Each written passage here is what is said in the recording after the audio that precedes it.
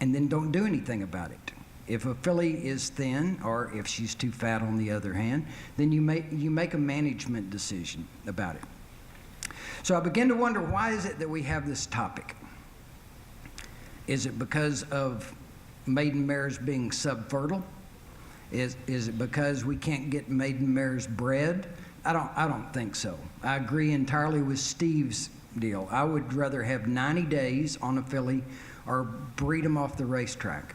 But it's rare that we have problems actually getting fillies to conceive, in my experience. There are always exceptions. When I give you some data on foal weights, Joe Seitz is going to tell me that he had a 140-pound colt by strong mandate on Sunday night. So that's the exception. There are always exceptions. But generally, we're looking at laws of averages. And the real reason why you, I think, wanted to talk about maidens was not because you can't get them in foal. Or at least that has not been my experience. Maybe it's because we've managed those mares in a way that does it. The real reason is because you don't want any 45, 44, 40, 38 kilo foals. You don't want a 90-pound foal. There are big farms that I work with, and I swore I wasn't going to name farms today, that over multiple thousands of foals over the last 25 years have never bred a grade 1 winner with a foaling rate below 45 kilos. That's 100 pounds. Never. Now, I told my Japanese manager, Hiroshi Fukuda, this, and he immediately came up with one horse in Japan that had won a grade 1 that was a 40 kilo birth weight. But the odds say, the data says, at least at this point, that it is very, very, very rare that you are going to have a foal born under 100 pounds that will win a grade 1. We haven't finished analyzing all of the data, but it appears that grade 2s and grade 3s are not going to be far behind. Secondly, if you look at all of the data on sales, big horses bring more money. When you read or watch, what's that called, Ride TV, or when you watch TVG, or when you hear Baffert expound upon the kind of horse that he wants. He wants a big, scopy, two-turn horse. And people say that size doesn't matter, but bring it here in September and try to sell it. Small horses, at least in the United States, are at a commercial disadvantage, full stop. That's the reality of the thing. So what we're really talking about, to me, is not as much the transition, which I think is very important, the transition from the racetrack to the breeding shed, but we're talking more importantly about how do we handle this maiden mare from the time she's bred until she lays down to foal the next year. The data I have from Japan over 14 years says that we had 111 maiden foalers. And of these 111 foals, the average was 104.5 pounds. That's the average. So that means we had foals below the holy 100 pounds, all right, the 45 kilos. But the average was 104 plus pounds. Recently, I looked at some data from a central Kentucky farm, well-managed farm, I think, and the average foaling weight for maiden mares from that farm was 106 pounds. So, are all maiden foals going to be small? No, absolutely not. You know, I just heard about a 140-pound colt that was born Sunday night. But the data says, over thousands and thousands and thousands of horses that we've looked at, that multiparous mares are going to have heavier foals than maiden mares. And that's due to a lot of factors, some of which are management, some of which are physique, some of which are poor selection of stallion.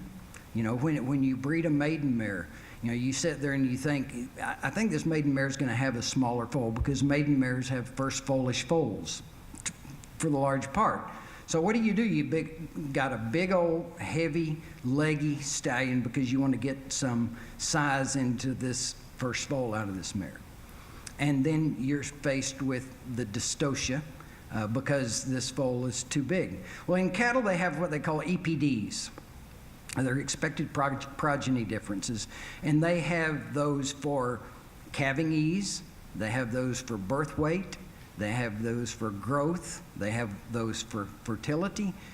For most bulls that you would get on a commercial standpoint, you could look at EPDs. And we don't have that here. You have intuitively, I think, that conformationally you can change the type of stallion you breed a mare to and get more leg without getting big heavy shoulders or big hips to get hip lock. So selection of the stallion is a big thing in terms of what you're going to do. And it's been our experience that if a first foal has adequate leg, you're going to come a lot closer to getting this foal to a normal or marketable size than if a first foal is thick and short-legged. All right, so stallion, what you breed a mare to. And all of us know that there are certain stallions that we've used in the past and foaled that they have big-shouldered, big, strong, heavy-necked, heavy-hipped foals, and this is not the kind of foal, of a stallion that you want to breed a maiden to, unless you want to tear her up, all right, or have a bad dystocia. So the management of that mare post-breeding is very important. So I like to, in maidens, first of all, is to limit group size, limit competition. I would like to have maiden mares in no larger group than 5 or 6, whereas for mature mares, 10, 15 mares, we manage very well. But the group size, if it's kept small, reduces competition. And what we're doing is we're taking this mare that may conceive in hopefully February or March. I have clients that will not breed a mare until after the middle of March. A maiden mare. Will not do it. That's a policy. I'm not going to breed a maiden until after the middle of March, because that's when you can begin to think about forage being a very big component of the diet. So minimize the size of the deal. Buddy them up to help them transition into the herd. Anything that you can do to reduce physiological or mental stress is a positive thing. How much does a racehorse eat? I cannot keep a horse in hard work for not an oat less than 6 kilos a day, 13 pounds. All right? The typical horse in training is going to eat from 7 to 9 kilos of concentrate per day. We would strive to get their total dietary intake 50% grain and 50% hay, but usually we fail. We're a little bit less than 50% of digestible energy intake with hay. So these mares are used to eating a lot of feed. They're dead fit, they're hard, they're utilizing extra calories for work, for muscle metabolism, for sweat, for stress at the racetrack, and we bring them out home and many times completely pull the nutritional rug out from under them. I think that you should continue to feed these mares. You may not be feeding them 13, 14 pounds of feed per day, but these mares need to transition in using extra calories above maintenance for work to using extra calories above maintenance for fattening, for growth and development. In Japan, and I go back to Japan because I have a lot of data from there, if we retire a mare at 3, it's because she's no count or she's hurt. And if she's no count, she probably goes bye-bye. If she gets hurt and we like her pedigree, etc., we might breed a mare at 3. But it's rare that we breed a 3-year-old mare. Is it rare for us to breed a 3-year-old mare in the U.S.? Absolutely not. I've seen 2-year-old mares in foal in the Keeneland sale. Not what I would do, but I've seen them. All right, so we're talking about more mature horses being bred. My data suggests that at the time of a race filly's best race, in all of the ones we've looked at, and we can look at this. I can look at the complete race record on a mare, and I can see what her body weight for each race was. We don't do this. There are a couple of tracks that are thinking about starting, but in Asia they use it as a tool to punt. So we have body weights on all these mares. I can look back for 15, 20 years, ever since I've been going to Japan, and I can see what the race weight was for fillies or colts, every race they ran. And there are a couple of things that this has brought me to think. One is, it's rare that a filly less than 430 kilos is going to be a great race mare. It's just on the bottom of what it takes to stay in training. Now, if this 420 kilo mare will eat the bottom out of the tub, she's got a chance. But if she's a mare that is finicky at all, she hasn't got a prayer, all right, generally. Secondly, it appears that mature weight in thoroughbred mares, or the race weight in thoroughbred mares, is about 75% of their mature weight. All right, and I've looked at lots and lots of mares and looked at their best race, and then I divided that by their mature weight, and it's about 75%. In a 3 or 4-year-old mare, it's going to be much higher because they have not matured. They're going to be up in the 82, 83%. So what happens is we have kind of nearly a linear progression from retirement to maturity, and when they get mature, that's about 75%. The average weight of mares, and I'm talking kilos, and I probably shouldn't because I know that most people in the U.S. think of kilos and they think of cocaine or marijuana or something like that rather than weight units of measure. But it's about 600 of the mares that we've had, it's about 607 kilos, which is just over 1,300 pounds, is our average body weight. How many of you weigh your mares? Bobby? Jody? Several? 1990, I started working for Lane's End. They actually, Ms. Abercrombie at Pin Oak was my very, very first client, and some of the research that she was funding for me when I was at the University of Kentucky involved trying to establish the relationship of growth rate and osteochondrosis and growth rate and other bony problems with horses. So we started weighing horses, and then we went to Lane's End, and Steve Cadell, y'all know, probably has weighed more horses than anybody on the planet. It's interesting to me that this is a piece of data that is absolutely free once you buy the scale for $2,500. It doesn't cost you a nickel to weigh your horses. And it's so important to me to assess what you're doing with horses. That, in addition to visual appraisal. It doesn't preclude the need for visual appraisal, but it gives you objective measures that you can go back in history and say, this foal weighed this was his growth rate, this is what this mare weighed when she came off the track, this is what she weighs now. If I had a commercial breeding farm or a commercial boarding farm, I can guarantee you the first thing that would happen to a mare when she got to Kentucky was she's going to walk across the weighbridge, across the scale. And I'm going to record that and take a snapshot and email it to the client. Your mare arrived. She weighed 1,175 pounds. This is what she looks like. And the last thing she did before she got on that truck to go home is the same thing, a picture and a weight. You know, because you hear these stories, I sent my mare to Kentucky and she came back looking like a skeleton. Probably because she looked more like a skeleton when she got here. But it's a free piece of information. And retrospectively, we're able to go back and get information that allows us to manage these mares correctly. So when I get them bred, they continue to get fed. When the grass comes on, they continue to get fed. I'm going to base when I quit feeding this mare, especially a maiden mare. Older mares, it's not true, but a maiden mare, when I quit feeding her is totally going to be based on how she has let down. Abdominal cavity, fat cover, total feet, bone, attitude, everything. She may get fed all the way through the summer, even though there are copious amounts of grass, because she has not been conditioned to be a forage eater at that point. So I think it's a mistake to treat these maiden mares, even in the summertime, like you would multiparous mares.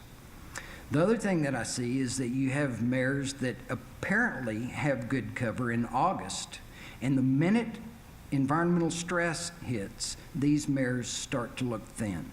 It doesn't take very long. I looked at 150 mares yesterday, and the maiden mares are different. All right? They don't have the insurance. They don't have the cover, so they need to be treated with a little bit more TLC in terms of avoiding environmental stress. I got a mare at home that's got a blanket on, which is unheard of at my house, except for our fox hunters. They get the best treatment. But this mare is a mare I bought in a sale. She was fat and slick. The consignor did me the service of not letting her grow any hair. And so when the weather hit, this mare was not capable of taking that environmental stress. She was more capable than a maiden mare because she had a rind of fat on her, but she wasn't capable in terms of hair. So an older mare, I think it's detrimental to them to put a blanket on, and the younger mares, a turnout rug may be a necessary thing. And so I find that in the summer and through the fall, I may be feeding maiden mares 10 pounds of grain per day plus free choice good quality hay, whereas for a multiparous mare in late pregnancy, it may be 8 to 9 pounds. I'm also more inclined, if necessary, to put a maiden mare in the barn earlier to try to let her recover before she lays down and foals. Anything that I can do management-wise, nutritional-wise, to increase the probability that this mare is going to have a marketable foal, which is what a lot of you are concerned about, but B, a viable foal to go to the racetrack, something that is big enough to compete. So you may agree, you may disagree in terms of they don't have to be big to run, but the market says that bigger is better. And I don't think the market would say that if the racetrack didn't indicate that to us, especially if we're talking about dirt horses. Other factors that you might consider, one is uterine space. And the corollary to that study was they bred thoroughbred mares to draft stallions, and they bred draft stallions to thoroughbred mares, a reciprocal cross, and in which case were the resulting foals bigger? The ones out of the draft mares. Every time. So if you don't think volume, guts, capacity, depth of hind rib, depth of heart, uterine space has an impact on foal weight, you haven't been paying much attention. All right, so I would even maintain that if you look at, and I don't have enough data to say it unequivocally, but I'm going to anyway. If you look at birth weights on barren maidens versus maidens, there's going to be a significant difference. By barren maidens, I mean a maiden mare that was bred and didn't conceive and then was bred the next year and she foals as a barren maiden. They're going to have bigger foals than maiden mares, usually. All right, so all of this says to us that volume, capacity, guts, depth of heart, size of the uterus have an impact on how big a foal this is going to be. And if all of these things weren't important to us commercially, or if you breed to race, then we wouldn't be having this discussion, would we? If maiden mares had foals as big as multiparous mares, but they don't. Some of them do, but the average, if you look at the average, there's no farm on the planet where maiden mares have as big a foals as multiparous mares. So we need to do, from a management standpoint, anything that we can do to change that. The other thing I would suggest to you, it's interesting, you know, they talk about gestational diabetes in mares, those same endocrine triggers that we're talking about in terms of availability of glucose. But the other thing that I would say is it's not just a matter of how fat you can give them. There's a pendulum in every decision that we make in the horse business. in terms of body condition score, in terms of medication, in terms of surgery. The pendulum swings both ways. And usually, on this side is bad, a thin mare is bad, and a fat mare is bad. For me, they're usually the Henneke system, what is it, 8 condition scores? 9. The Jackson scale is 3. It's too damn thin, just right, and too damn fat. And on either side of the just right, I think there's something to pay for. Not only in maidens, but particularly in this country, in older mares that are supporting a podiatrist habit or supporting a drug habit because they are metabolic syndrome mares, or they're cushingoid, or have some kind of a problem related to metabolism because they're too fat. So just getting them too fat doesn't cut it, and in fact may decrease rather than increase foal size. The last couple of years in Japan, the lightest maiden foals that we had were out of the fattest maiden mares. These mares that get fat on asphalt and water, you know, that you just can't take condition off of them. So it's not a matter of feeding them like fattening hogs and seeing how fat you can get them. It's a matter of appropriate condition, knowing where that condition is put on, and then developing feeding strategies that allow you to maintain that. So I could talk for days, but I hope we leave questions for a little time. Yeah, back here.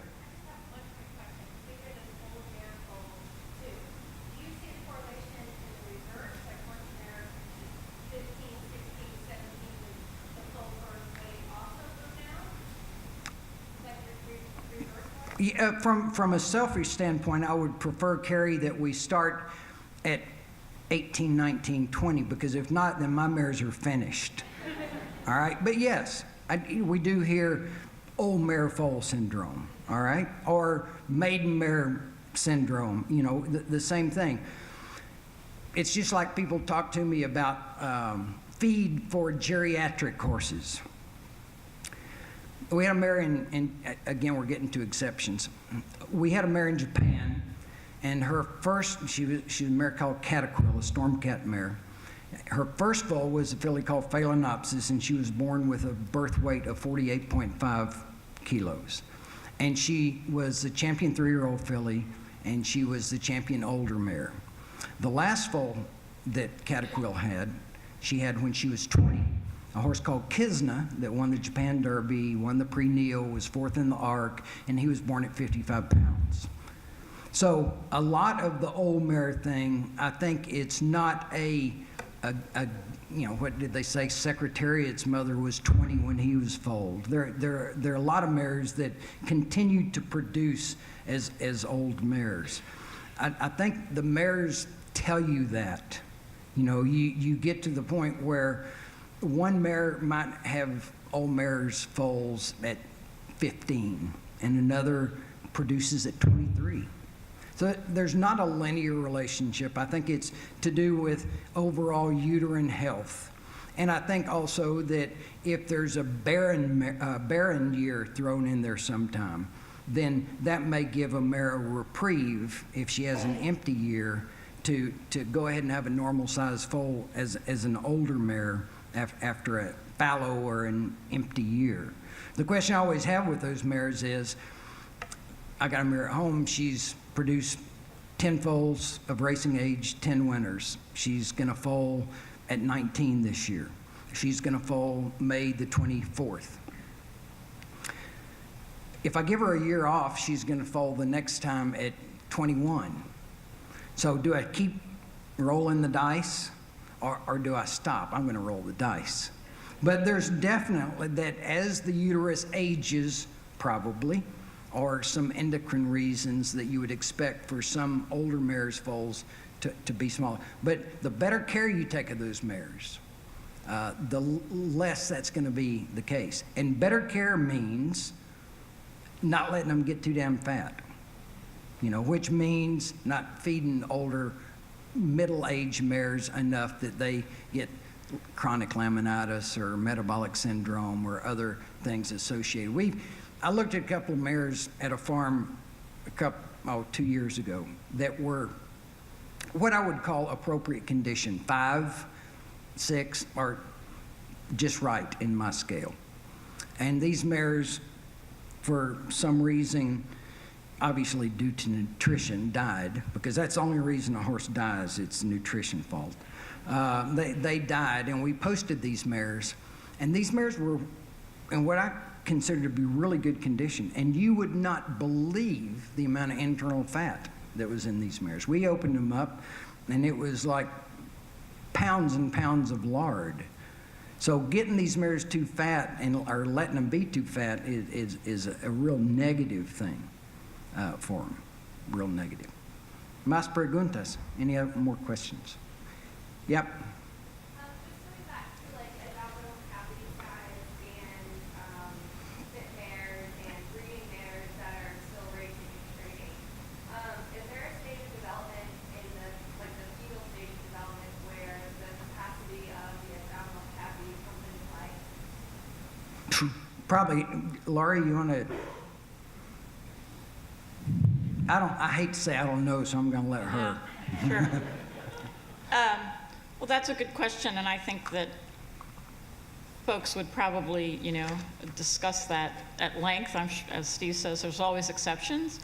But I would guess that if you think about the mare's placenta, there becomes a time when the foal gets big enough that the placenta has to be really accommodating it. So, just like you would think about twins, a lot of time, you can carry twins for a while, but not forever, because there's just not enough capacity there. So I would think that by the time the fetus is, 4 or 5